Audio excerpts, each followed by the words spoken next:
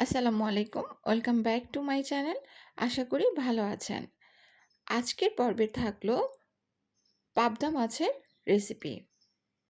রুই, কাতলা, ইলিশের মতোই বাঙালির অতি প্রিয় একটি মাছ পাবদা। খুব সামান্য মশলাতেই দুর্দান্ত স্বাদ হয় এই মাছের। গরম ভাতের সঙ্গে পাবদার যে কোনো পদই একেবারে জমিয়ে দেয়। আজ আপনাদের জন্য রইল পাবদার তেল ঝাল রেসিপি। বাড়িতে হঠাৎ কেউ এসে পড়লে ঝটপট বানিয়ে ফেলতে পারেন জিভে জল আনা এই পদ। চলুন তাহলে রেসিপিটি শুরু করি। চুলার উপর একটি ফ্রাই প্যান বসিয়ে তাতে দিলাম 2 টেবিল চামচ সয়াবিন তেল।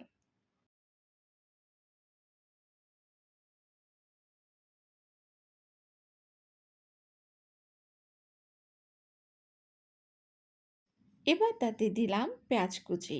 এখানে 2টি পেঁয়াজ কুচি করে নিয়েছি। এবার পেঁয়াজ কুচি নরম না হওয়া পর্যন্ত ভেজে নিব।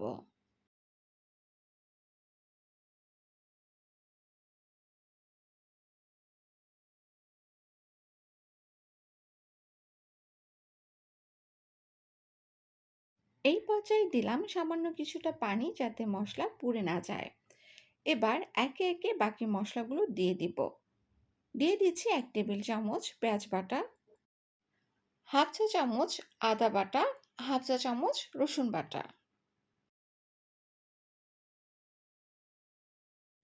1 চা চামচ মরিচের গুঁড়া, তবে ঝাল আপনার স্বাদ মতো বাড়িয়ে বা কমিয়ে নেবেন, 1 চা চামচ হলুদের গুঁড়া, হাফ চা চামচ জিরার গুঁড়া এবং স্বাদ মতো লবণ।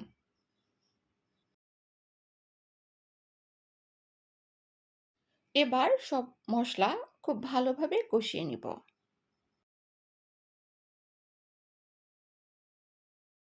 যখন মশলা থেকে তেল ছেড়ে দিবে ওই পর্যায়ে দিয়ে দিলাম পাবদা মাছগুলিকে।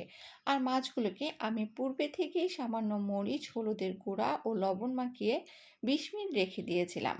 এখানে 6 পিস মাছ নিয়েছি। এক পাশে 3 থেকে 4 মিনিট জাল দেবার পর অপর পাশে উল্টিয়ে দিলাম।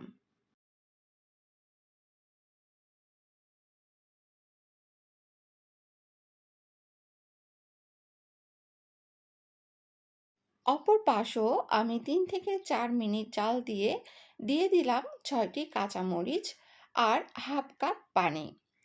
আর দিলাম স্লাইস করে কেটে রাখা টমেটো।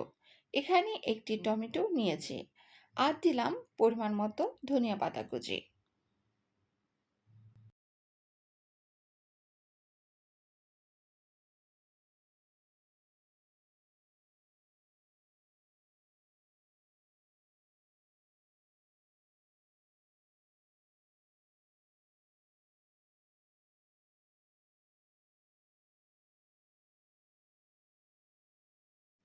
কিছুক্ষণ জাল দেবার পর দিয়ে দিলাম ঢাকনা। ফিরে আসলাম 7 থেকে 8 মিনিট পরে।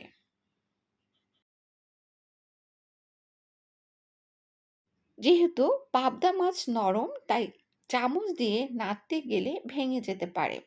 তাই ফ্রাই প্যানের হাতলটি ধরে এভাবে কিছুক্ষণ ঝাঁকিয়ে নিলাম। তাহলে আমার রান্না প্রায় শেষ।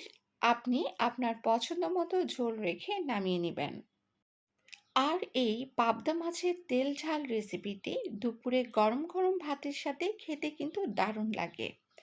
আমার চ্যানেলে আরও অনেক মাছের রেসিপি আছে যার একটি প্লেলিস্টও করা আছে। আমি ওই প্লেলিস্টের লিঙ্কটা ডেসক্রিপশন বক্সে দিয়ে দিব। আপনার প্রয়োজন হলে দেখে নিতে পারেন। আজকের মতো এখানেই বিদায় নিচ্ছি।